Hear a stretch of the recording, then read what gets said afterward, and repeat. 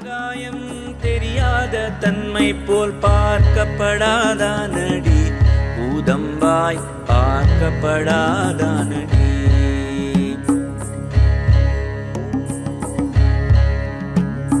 வெட்ட வேலிக்குள் வேறும் பாழாய் நின்றதை இட்டமாய் பார்ப்பாயடி பூதம்பாய். Namaskaram, Sadhguru. I'm a huge fan of you. Not able to see you, huh? If you're a fan, why are you there? You must be in the ceiling.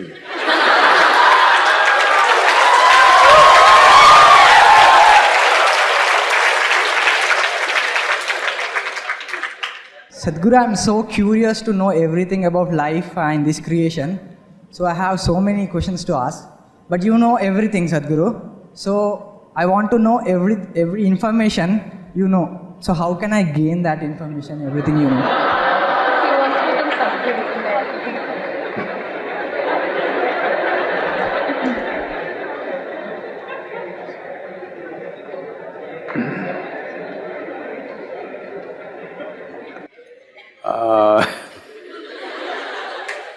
See, this is not about information. Even yesterday this came up, I don't know why all Telugu people asking same question. See, there are different dimensions of human intelligence. Right now, you have an education system which is leaning on just one dimension of your intelligence, which is called as buddhi or the intellect. You're simply depending upon intellect. Intellect is like this. I'm going to ask you a question, all of you should answer, okay? Do you want your intellect sharp or blunt? Sharp. So you understand that intellect is like a knife. It's a cutting instrument, it's a scalpel. So if I want to dissect you, I need a sharp knife. So if I dissect you, suppose I really want to know you, shall I dissect you? Hello? That's the way to know, that's the way you know human body. So if I dissect you, will I know you? I may look at your kidney, liver, spleen, this, that, but I cannot know you because you will be gone. You have dissected frogs and cockroaches at one time. Have you, or has it stopped? Stopped. When we were studying, we had to dissect these things. And we open up the frog, poor thing is nailed like Jesus Christ. Nailed to the wood.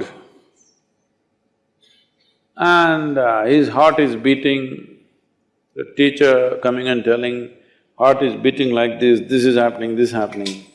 I'm just looking and thinking, what is the damn frog thinking about me? You know? Of course he can understand that much. What kind of an idiot is this, that he opens up my body, looks at the heart pumping and says, heart is pumping nicely. You would have just asked him, he would have told you, yes, it's beating. So, by dissection, you can only know certain things, physical things you can know. You cannot know life by dissection. But right now, you only have a cutting instrument. For everything same. See, if you want to cut something, knife is a useful instrument. Suppose I want to sew my clothes, if I use a knife, it'll be in tatters. That's all that's happening to human life right now. Because they're using a single dimension of intelligence for everything. They're using a knife to fix everything. I must tell you, there was a time when I crisscrossed India on my motorcycle. So I'm somewhere between Madhya Pradesh and UP, early morning, whole night I'm like this, day and night I will ride without sleep. Up to 3 days, no sleep, I will be just riding simply, no destination. Simply I enjoyed seeing India. Simply I rode, not to any particular destination. So full night I have been riding. Early morning around 6:30, I come to a place where there's one little tea shop. I stop there and Those days and even now, if you're riding a chain-driven motorcycle, every few thousand kilometers you have to tighten the chain, otherwise it'll become slack. So my chain has become little slack. I have all the tools and everything to fix these things. But early morning, it's easy job to do, but your hands will become greasy, then you'll have to wash a lot to get the grease out. Then I sit down to have a tea, then I look, there is one little shack where is written Mubarak Mechanical Works. So I thought, anyway, Mubarak Mechanical Works, I saw a strapping young youth. I said, hey, come here. I said, this chain is loose, can you fix it? He said, no problem, I can fix it. Then he went inside his shack and came back with a chisel and a hammer. And I looked at it and said, what? You going to fix my chain with chisel and hammer? He said, yeah, I can do it, I can do it. I said, just wait. I walked down to his garage, Mubarak Mechanical Works, I walked inside. All he's got is a chisel and hammer. And he will repair anything in your motorcycle. But after he does it, that's it. After that, nobody can open or close anything. With the chisel and hammer, he opens the bolt, nut, everything and does work, but after that it's finished.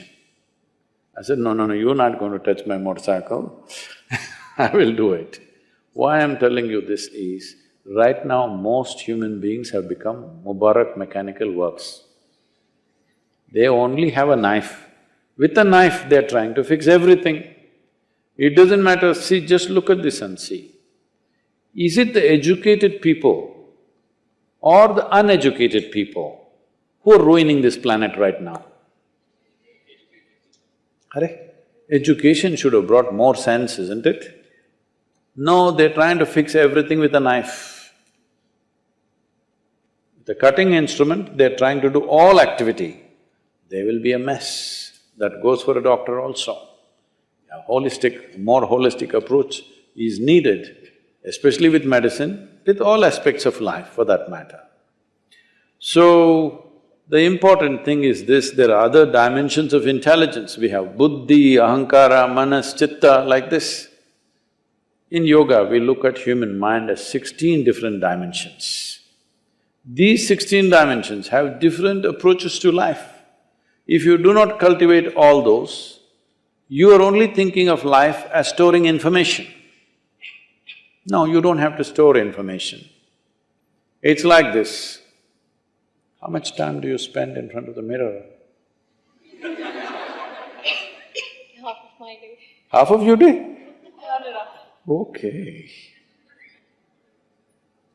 I didn't think a doctor got so much time to spend in front of the mirror.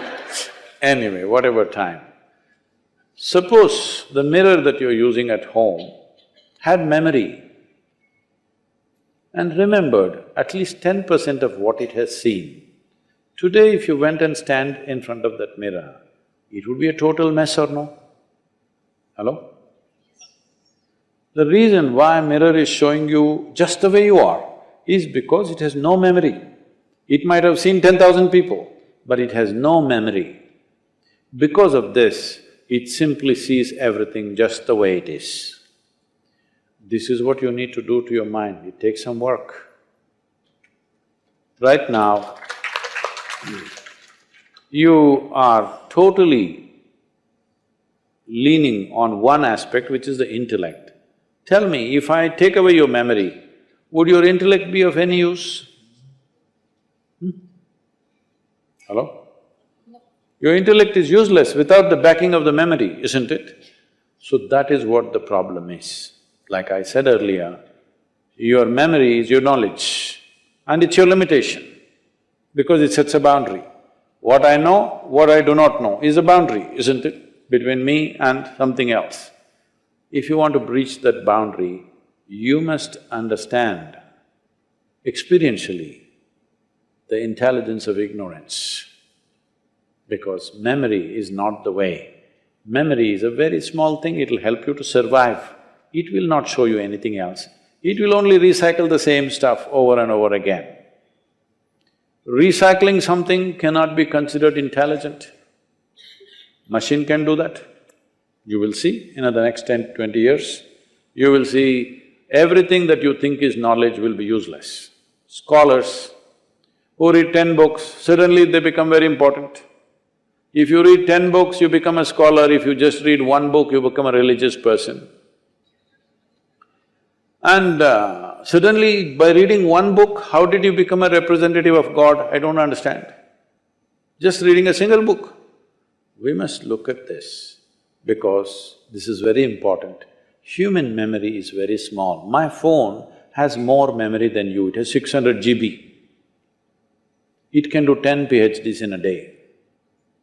Yes. So, people who are reading something, remembering something and they're doing something great, those days are over. What you need is, you need an incisive intelligence which sees everything just the way it is. For this you need a plain mirror which doesn't remember anything but simply reflects what is there. If you want to work on it, please come, you're a big fan, we'll hang you somewhere. Thank you very much.